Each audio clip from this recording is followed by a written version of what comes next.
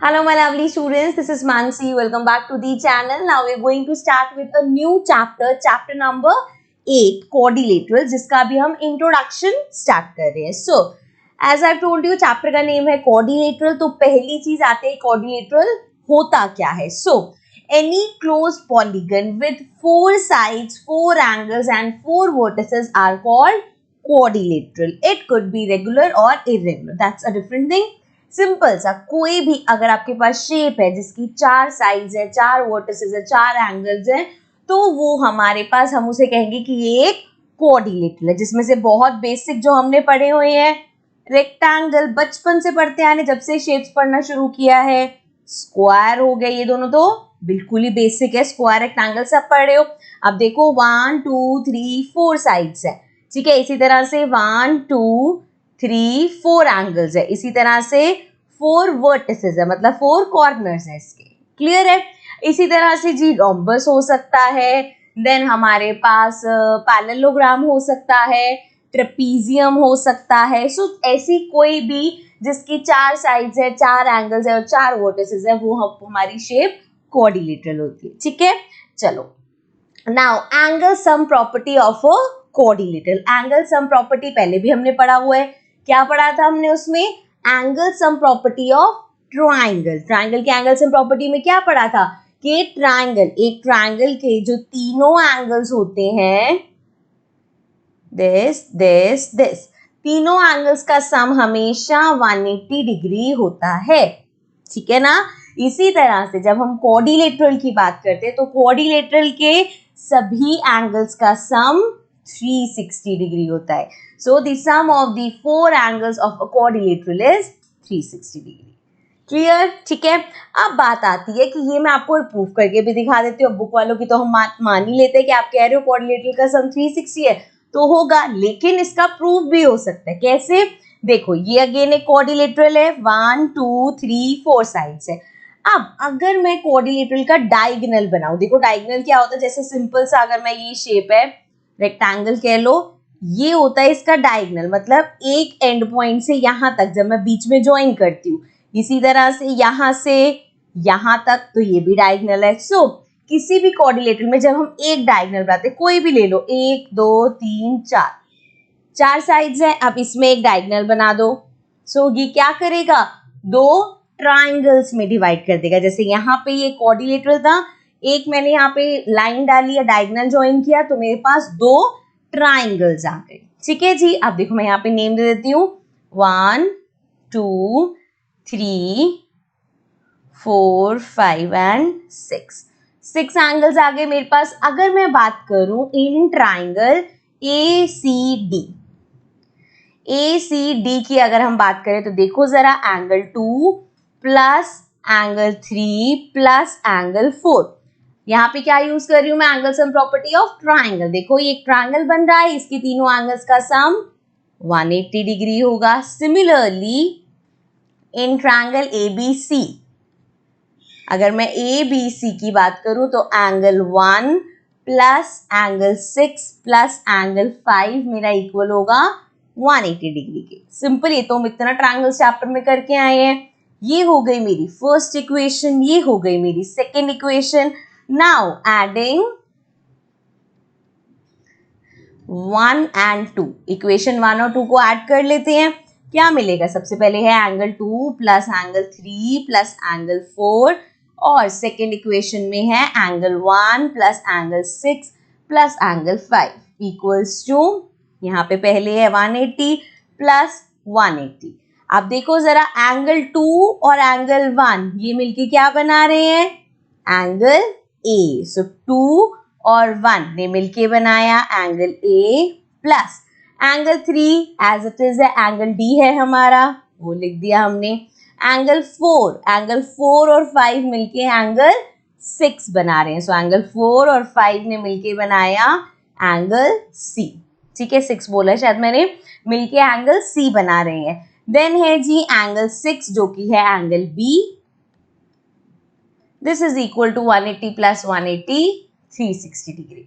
Clear. कोई दिक्कत यहाँ पे आ गया ना कि चारों एंगल्स का सम 360 डिग्री होता है. ठीक है जी. आगे बढ़ते हैं. अब हम बात करेंगे टाइप्स ऑफ क्वाड्रिलेटरल की। मतलब ऐसे तो बहुत सारे टाइप्स हो सकते हैं, बट यहाँ पे जो जो हम इस चैप्टर में करने वाले हैं इनकी प्रॉपर्टीज पता होनी चाहिए, बिकॉज पूरी चैप्टर में आपको क्या करना है, प्रॉपर्टीज की हेल्प से कभी कुछ प्रूव करना होगा, कभी कुछ प्रूव करना होगा। जितना प्रॉपर्टीज आपको क्लियर होंगे कि इस क्वाड्रिलेटरल की क्या प्रॉपर्टी होती है, उतना ही आपके लिए क्वेश्चंस इजी हो जाएंगे। सो फर्स्ट है हमारा ट्रेपीजियम। ट्रेपीजियम की शेप इस तरह से होती है, ऐसे भी हो सकता है, या हमारा इस तरह से ज्यादा और इस तरफ से कम, इस तरह से भी हो सकता है। तो ये सभी शेप्स हमारी ट्रेपीजियम में आती है। One pair of opposite side is parallel. अब इसमें देखो जैसे यहाँ पे क्लियर दिख रहा है, EF हमारा पैरेलल है GH के। So one pair of parallel lines. ठीक है जी, क्लियर। ये थी ट्रेपीजियम की मेन जो आपको याद रखनी है प्रॉपर्टी। देन है जी पैरेललोग्राम। पैरेललोग्राम तो बहुत बार पढ़ा हुआ है हमने। पैरेललोग्राम में both pair of opposite sides are parallel. दोनों pair of opposite sides parallel होती हैं। ऑल्सो यहाँ मैं एक्स्ट्रा ऐड कर देती हूँ, इक्वल होती है। मतलब AD पैरेलल है BC के, दिख रहा है मुझे साथ में, AD इक्वल भी है BC के। सिमिलरली AB पैरेलल है DC के, सो AB इक्वल भी है DC के। वैसे तो अभी पैरेललोग्राम के हम इतनी ज्यादा थ्योरम्स करने वाले हैं चैप्टर में, ज्यादातर आपको पैरेललोग्राम ही हर जगह दिखने वाला है। ठीक है, सो ये बात कर ली, ऑपोजिट साइड जो होती है वो इक्वल होती है, पैरेलल होती है। ऑल्सो ऑपोजिट एंगल्स भी इक्वल होते हैं, जैसे एंगल B एंगल D के इक्वल होगा, एंगल A हमारा एंगल C के इक्वल होगा। ठीक है, आगे बढ़ते हैं। नेक्स्ट है जी रेक्टेंगल। रेक्टेंगल पहले बोल चुके हैं, बहुत पहले से हम करते हुए आ रहे हैं। So both the pair of opposite side is parallel. दोनों ये पैरेलल होगी, ये भी ऑपोजिट साइड पैरेलल होंगी। Opposite sides are equal, opposite sides equal ही होंगी। अब जब यहाँ तक बात करते हैं पॉइंट A और पॉइंट B में, तो यहाँ पे दो चीजें हैं, ऑपोजिट साइड पैरेलल और इक्वल, और हमारे पास दो चीजें हैं। ठीक है, एक तो पैरेलल है ऑपोजिट साइड्स और ऑपोजिट साइड्स इक्वल है। तो इसमें और पैरेललोग्राम में क्या डिफरेंस है? पैरेललोग्राम भी ऐसा ही है कि दोनों साइड्स ऑपोजिट साइड्स पैरेलल होंगी और इक्वल होंगी। नाउ द डिफरेंस कम जब रेक्टेंगल के हम एंगल्स की बात करते हैं। चारों के चारों एंगल्स हमारे 90 डिग्री के होते हैं। ठीक है, सो कोई भी आपके पास अगर पैरेललोग्राम है, उसमें अगर आप एक एंगल भी 90 डिग्री का प्रूव कर देते हो तो जी आपके पास वो रेक्टेंगल बन जाएगा। क्लियर है, ये डिफरेंस है पैरेललोग्राम और रेक्टेंगल में। आगे बढ़ते हैं। नेक्स्ट है जी स्क्वायर। स्क्वायर की properties, all four sides are equal, सभी साइड्स इक्वल होती है। Opposite sides are parallel, opposite side of course parallel होंगी, एंड सभी एंगल्स 90 डिग्री के होते हैं। ठीक है, ये तो बेसिक है। स्क्वायर, रेक्टेंगल, रोम्बस वगैरह काफी बेसिक है। बाकी क्वेश्चंस करोगे तो प्रॉपर्टीज और अच्छे से याद होती रहेंगी। आगे बढ़ते हैं। रोम्बस। अब रोम्बस में क्या है? All four sides are equal, opposite sides are parallel, opposite angles are equal, diagonals intersect each other at the center at 90 degree. Again, अब जैसे मैंने रेक्टेंगल और एक आपको पैरेललोग्राम कंपेयर करके दिखाया था, स्क्वायर और रोम्बस की बात करें, स्क्वायर में भी सारी साइड्स इक्वल है, रोम्बस में भी सारी साइड्स इक्वल है। स्क्वायर में हमारे जो ऑपोजिट साइड्स है पैरेलल है, रोम्बस में भी ऑपोजिट साइड पैरेलल है। डिफरेंस कहाँ आता है? स्क्वायर में सारे एंगल 90 डिग्री के होते हैं। जब रोम्बस की बात करते हैं ऑपोजिट एंगल्स इक्वल होते हैं। जरूरी नहीं है 90 डिग्री हो, लेकिन यहाँ पे है कि जो डायगोनल है इंटरसेक्ट करते हैं एक दूसरे को 90 डिग्री पे। मतलब ये डायगोनल और ये डायगोनल, ये देखो यहाँ पे भी 90 डिग्री का एंगल बनेगा, इधर भी और इधर भी। ठीक है, they bisect each other at 90 degree. Bisect का मतलब होता है इक्वल पार्ट्स में डिवाइड करना। ओके जी, क्लियर है। आगे बढ़ते हैं। देन है काइट। इसके क्वेश्चन आई थिंक बहुत कम है, शायद ही रेयरली कोई क्वेश्चन होगा। सो इसमें क्या होता है? Two pair of adjacent sides are equal. Adjacent side कौन सी है? जैसे ये AD और AB, साथ वाली साइड को एडजेसेंट बोलते हैं। देखो हाँ, ये भी मैं क्लियर करती हूँ। जैसे ये एक शेप है मेरे पास, या एक क्वाड्रिलेटरल है। अब इसमें जब हम ऑपोजिट साइड की बात करते हैं तो ये साइड और ये साइड आमने सामने, दिस इज ऑपोजिट। इसी तरह से ये साइड और ये साइड अगेन आमने सामने, तो ये भी ऑपोजिट है। जब हम एडजेसेंट की बात करते हैं, सो यहाँ पे लेट्स सपोज ये साइड है तो इसके साथ वाली, तो ये दोनों एडजेसेंट हो गई। इसी तरह से इसके साथ ये भी है, ये दोनों भी एडजेसेंट साइड्स है। इसके साथ ये वाली, तो ये दोनों भी मतलब जो समझ लो जो कॉमन एंगल शेयर करते हैं वो आपस में एडजेसेंट होते हैं, ठीक है। सो यहाँ पे देखो AD AB के एडजेसेंट है एंड DC BC के एडजेसेंट है, ठीक है, और ये एडजेसेंट साइड्स इक्वल होती है काइट, ठीक है। आगे बढ़ते हैं। नाउ थ्योरम 8.1 फर्स्ट थ्योरम है हमारी, अ diagonal of a parallelogram divides it into two congruent triangle. So parallelogram के जब हम डायगोनल की बात करते हैं, डायगोनल मैं समझा चुकी हूँ आपको, ये भी डायगोनल हो सकता है, ये भी डायगोनल हो सकता है, कोई भी पैरेललोग्राम का डायगोनल ले लो, वो आपके पैरेललोग्राम को दो कॉन्ग्रेंट पार्ट्स में डिवाइड करता है। कॉन्ग्रेंट पार्ट्स में डिवाइड करता है मतलब कॉन्ग्रेंट ट्रायंगल्स में, मतलब ये ट्रायंगल हमारा इस ट्रायंगल के कॉन्ग्रेंट है, मतलब इसकी जो कॉरेस्पॉन्डिंग साइड्स होंगी वो साइड्स या एंगल्स इक्वल होंगे, ठीक है, कोई दिक्कत नहीं है। आगे बढ़ते हैं। नेक्स्ट थ्योरम है, in a parallelogram opposite sides are equal. तो प्रॉपर्टीज में पढ़ के आए, कोई भी पैरेललोग्राम है तो उसकी ऑपोजिट साइड्स जो है वो इक्वल होंगी, ठीक है। आगे चलते हैं।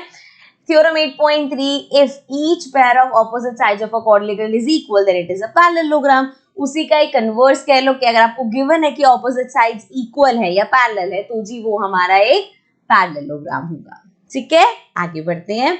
नेक्स्ट है theorem 8.4, in parallelogram opposite angles are equal. Again property में पढ़ के आए हैं, एक पैरेललोग्राम के ऑपोजिट एंगल्स इक्वल होते हैं। Then theorem 8.5, if in a quadrilateral each pair of opposite angles is equal then it is a parallelogram। तो उसी का ही उल्टा है कि अगर क्वाड्रिलेटरल में आपको गिवन है ऑपोजिट एंगल्स इक्वल है तो आप कह सकते हो कि ये फिगर एक पैरेललोग्राम है, ठीक है जी। आगे बढ़ते हैं।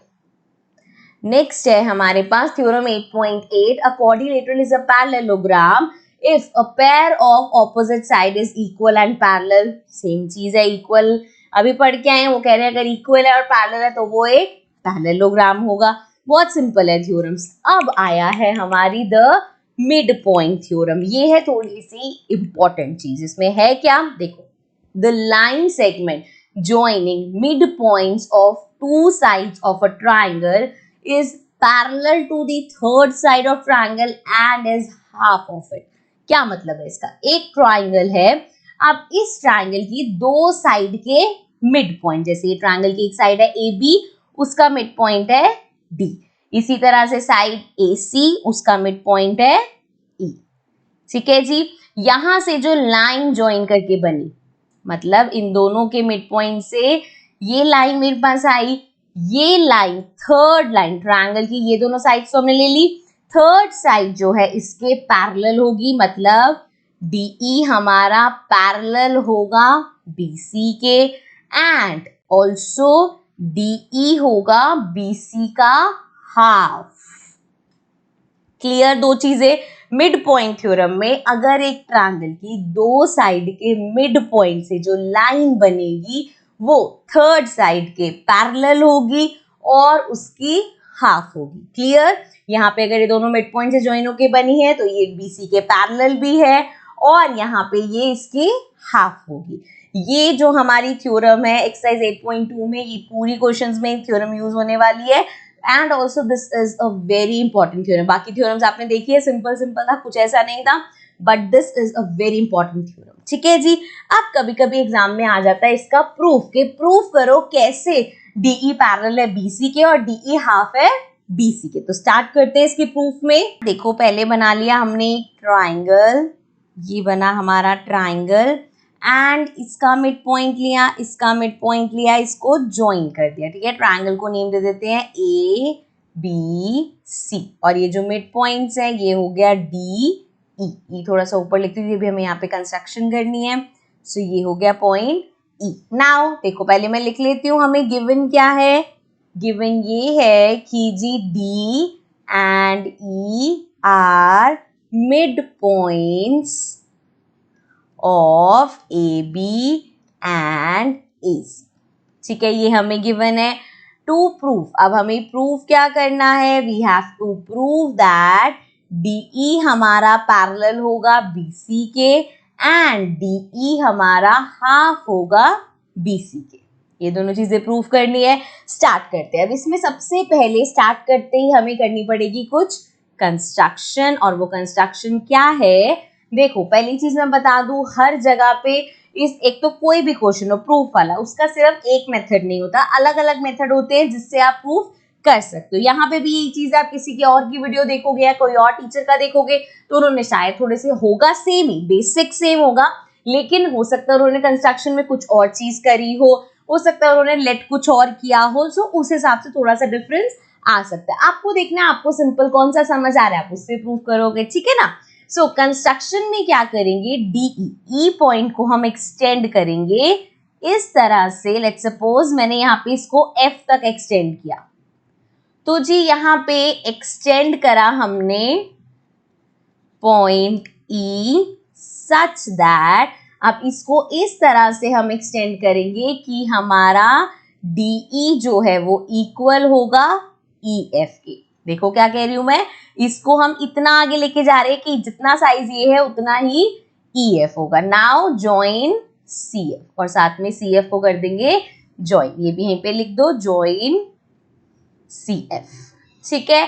अब आगे बढ़ने से पहले मैं आपको बताती हूँ कि हम इसमें क्या कर सकते हैं। देखो मुझे प्रूफ करना है डीई और बीसी पैरेलल है, तो अगर मैं यहाँ से कर दूं कि ये जो पूरा एक बन रहा है डी एफ सी बी, ये एक पैरेललोग्राम है, तो मेरे लिए बड़ा इजी हो जाएगा, फिर अपने आप ही ऑपोजिट साइड्स यहाँ पे क्या हो जाएंगी, पैरेलल हो जाएंगी। ऑल्सो अगर डी एफ और बीसी पैरेलल है तो जी हमारा जो डीई है वो भी बीसी के पैरेलल होगा। पहली चीज मेरी यहां से हो जाएगी, तो मैं स्टार्ट करती हूँ। सबसे पहले हम यहाँ पे लेंगे ये ट्रायंगल ए डी ई और E F C. So proof start कर रहे हैं हम यहाँ पे अपना। सबसे पहले we are taking in triangle A D E and triangle E F C. ये दोनों ट्रायंगल्स क्यों ले रही हूँ मैं, इन दोनों को करूंगी मैं कॉन्ग्रुएंट प्रूफ, क्यों करूंगी पता चल जाएगा अभी आपको। सो जी इन दोनों ट्रायंगल्स में देखो हमारे पास क्या है, पहली चीज AC का मिड पॉइंट है E, मतलब AE हमारा EC के इक्वल होगा, क्लियर। सो जी पहली चीज मिल गई मुझे कि AE इक्वल होगा EC के। This is the first thing, यहाँ पे हम लिख सकते हैं रीजन क्या है, E is the mid point, E हमारा मिड पॉइंट है इसलिए, ठीक है जी। आगे देखो नेक्स्ट चीज क्या हो सकती है, ये जो DE है ये EF के इक्वल है, कंस्ट्रक्शन में हमने इसी तरह से बनाया था, तो हम यहाँ लिख सकते हैं DE is equal to EF, और मेंशन क्या करना पड़ेगा, क्यों, क्योंकि कंस्ट्रक्शन करा है हमने ऐसे, ठीक है। नेक्स्ट ये एंगल और ये एंगल इक्वल होंगे, वर्टिकली ऑपोजिट एंगल है, इसको नेम दे दो 1, इसको नेम दे दो 2। सो जी angle 1 equals to angle 2, these are vertically opposite angles. तो यहां से मैं कह सकती हूँ मेरा triangle ADE is congruent to triangle EFC by, किस रूल से हुआ है, दो साइड्स लिए हमने, इंक्लूडेड एंगल लिया है, तो SAS कॉन्ग्रुएंसी, क्लियर। अब यहाँ पे क्वेश्चन आता है कि इसको हमने कॉन्ग्रुएंट प्रूफ क्यों किया है, क्योंकि इसको कॉन्ग्रुएंट प्रूफ करके आई कैन से AD मेरा इक्वल होगा CF के, क्यों इक्वल होगा, by CPCT corresponding parts of congruent triangle। So मैंने यहां से कह दिया कि ये AD, 3 लाइंस बना देते हैं, AD इक्वल है CF के, ठीक है। बट मुझे उससे क्या मिला, मैंने तो शुरू किया था पैरेललोग्राम प्रूफ करना। अब जरा दिमाग लगाओ कि ये जो AD है ये इस DB के भी तो इक्वल है, क्योंकि D मिड पॉइंट है। So also AD is equal to BD, क्योंकि मिड पॉइंट है। So therefore we can say BD हमारा CF के इक्वल होगा, BD will be equal to CF, clear है ये चीज। आगे देखो, अब हमें ये तो मिल गया कि ऑपोजिट साइड्स क्या है, इक्वल है। अब देखना है कि क्या ये पैरेलल भी है, वो भी कर सकते हैं। देखो जरा, this is angle A, this is angle C, अगर इस ट्रायंगल को उसके ऊपर लगाओ, A और C कॉरेस्पॉन्डिंग एंगल्स हैं। सो जी angle A equals to angle C by CPCT से हम कह सकते हैं दोनों एंगल्स इक्वल होंगे। सो एंगल A और एंगल C इक्वल है। एंड ऑल्सो अब अगर मैं इस एंगल A और एंगल C की बात करूं तो जरा ये देखो ABCF, यहां से ये AC ट्रांसवर्सल, ये एंगल और ये एंगल हमने अभी प्रूव कर दिया कि ये इक्वल है। So we can say also angle A and angle C are alternate interior angles. और जी ये तो alternate interior angles भी है, इसका मतलब AB जो है वो पैरेलल भी है CF के. सो अगर AB CF के पैरेलल है तो AB का पार्ट DB है, मतलब DB भी पैरेलल होगा CF के. सो यहाँ पे मैंने प्रूव कर दिया कि ऑपोजिट जो साइड्स है, अभी हम पढ़ के आए हैं किसी भी पैरेलल किसी भी क्वाड्रिलेटरल में अगर आप ये प्रूव कर दो कि ऑपोजिट पेयर ऑफ साइड्स आपकी इक्वल और पैरेलल है तो वो एक पैरेललोग्राम होता है. सो यहाँ पे आई कैन से कि DBCF is a पैरेललोग्राम. सो अगर ये पैरेललोग्राम है तो जी DF भी पैरेलल होगा BC के और DF का हाफ जो कि DE है DE भी पैरेलल होगा BC के. ठीक है जी, पहली चीज हमें ये प्रूव करनी थी वो हमने कर दी. क्लियर. सेकंड चीज पे आए, अब हमें प्रूव करना है कि ये जो DE है ये BC का हाफ है. तो अब देखो जरा, ये हमने प्रूव कर दिया कि ये एक पैरेललोग्राम है. सो DBCF पीछे आगे ले चलती हूँ. D क्या है आगे, BCF is a पैरेललोग्राम. ये भी हमने प्रूव किया है कि ये जो हमारा क्वाड्रिलेटरल बन रहा है ये पैरेललोग्राम है तो इसकी ऑपोजिट साइड्स इक्वल होंगी, मतलब DF is equal to BC. So जी DF हमारा इक्वल होगा BC की. यहाँ पे कोई दिक्कत है? ये एक क्या है, पैरेललोग्राम है तो DF और BC इक्वल होंगे बिकॉज मेंशन भी कर देते हैं opposite sides of parallelogram are equal. ठीक है, क्लियर है. अब जी अगर मैं DF की बात करूं तो ये जो DE है DF उसका डबल है, क्योंकि हमने देखा था कि हमने मतलब कंस्ट्रक्शन ही ऐसे की थी कि DE इक्वल है EF के. सो अगर मैं यहाँ पे DF की बात करूं तो जी DF जो है मेरा उसको मैं ऐसे लिख सकती हूँ DE प्लस EF. करेक्ट, ये प्लस ये पूरा DF बना रहे एंड ये दोनों मुझे पता है सेम है तो DF को आई कैन से twice of DE. So DF को मैं लिख सकती हूँ ट्वाइस ऑफ DE तो which is equal to BC. Again यहाँ पे देख लो DE इक्वल टू 2 यहाँ मल्टीप्लाई और इधर जाके हाफ हो जाएगा. सो ये दूसरी चीज हमें प्रूव करनी थी कि DE हाफ है BC का, वो भी हमने यहाँ पे प्रूव कर दिया. आई नो एकदम सिंपल चीज नहीं है ये, बट इतनी डिफिकल्ट भी नहीं है. इसको अगर धीरे धीरे से वीडियो को दोबारा से देखोगे तो आपको अच्छे से समझ में आ जाएगा. थोड़ा सा ऐसा लेंदी इसलिए लग सकता है बिकॉज जब मैं एक्सप्लेन करती हूँ पहले मैं आपको बताती हूँ हम ये चीजें क्यों ले रहे हैं तो वो लेंदी प्रोसेस लगता है जब, लेकिन आप समझ जाओगे और खुद प्रूव उसका करोगे तो it will hardly take 2 to 3 minutes question को सॉल्व करने में या उसको प्रूव करने में. ठीक है जी. सो अब हमारी 2 थ्योरम और बची हैं, इसको हम पढ़ लेते हैं. वैसे तो उसी से रिलेटेड है but let's read it. Theorem 8.9 कहती है the line segment joining the mid point of 2 sides of a triangle is parallel to the third side. यही पढ़ के आए हैं हम, तो हाफ भी एक्स्ट्रा पढ़ के आए हैं. ये थ्योरम है कि अगर दो यहाँ पे मिड पॉइंट से बनी है तो वो तीसरी के पैरेलल होगी. ये है हमारी थ्योरम. आगे जी थ्योरम 8.10 की बात करें तो वो कन्वर्स है. The line drawn through the mid point of one side of triangle. अब देखो वो क्या कह रहे हैं, ये ट्रायंगल है कि अगर लाइन ड्रॉ करी है आपने जैसे इसका एक साइड के मिड पॉइंट से इस तरह से, ठीक है जी, then side of a triangle parallel to another side और ये आपने इस दूसरी साइड के पैरेलल बनाई. अब क्या बोल रहे हैं वो कि एक साइड का मिड पॉइंट लिया, वहां से एक लाइन बनाई इस साइड के पैरेलल, तो जी वो थर्ड साइड को बाइसेक्ट करेगी, मतलब थर्ड साइड का वो मिड पॉइंट होगी, दो इक्वल पार्ट्स में डिवाइड करेगी. ठीक है, यहाँ पे बेसिकली इसका कन्वर्स है. यहाँ पे है कि अगर जी आपने मिड पॉइंट से लाइन सेगमेंट बनाया तो वो इसके पैरेलल होगा. यहाँ पे वो कह रहे हैं कि अगर एक के मिड पॉइंट से इससे पैरेलल बनाया तो वो अपने आप इसका मिड पॉइंट हो जाएगा. ऑल्सो ये लास्ट चीज है बट यहाँ पे ध्यान रखना, जैसे हर ट्रायंगल में शेप दिखाने के लिए मैं हर बार इस तरह से बना रही हूँ कि ये पैरेलल है, ये किसी भी साइड की हो सकती है. मान लो ये है इसका मिड पॉइंट और इसका मिड पॉइंट लिया तो ये लाइन हो गई, तो अब ये और ये पैरेलल होंगे. ठीक है, पैरेलल भी होंगे और उसका हाफ भी होगा. ठीक है, इसी तरह से मिड पॉइंट हमारा इसका और इसका हो सकता है, इसको ज्वाइन करोगे तो ये इसके पैरेलल होगी।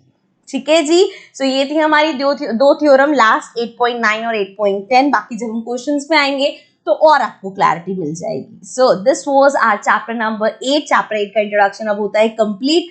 आई होप चैप्टर आपको अच्छे से क्लियर हो गया होगा। इसमें इंपॉर्टेंट है मिड पॉइंट थ्योरम, वो समझ आ गई होगी, उसका प्रूफ समझ आ गया होगा। Now will get to the exercises of chapter number 8, but before that अभी तक अगर चैनल सब्सक्राइब नहीं किया, please subscribe it, and if there's any doubt, any query, we are always free to mention it in the comments down below. So bye bye for now.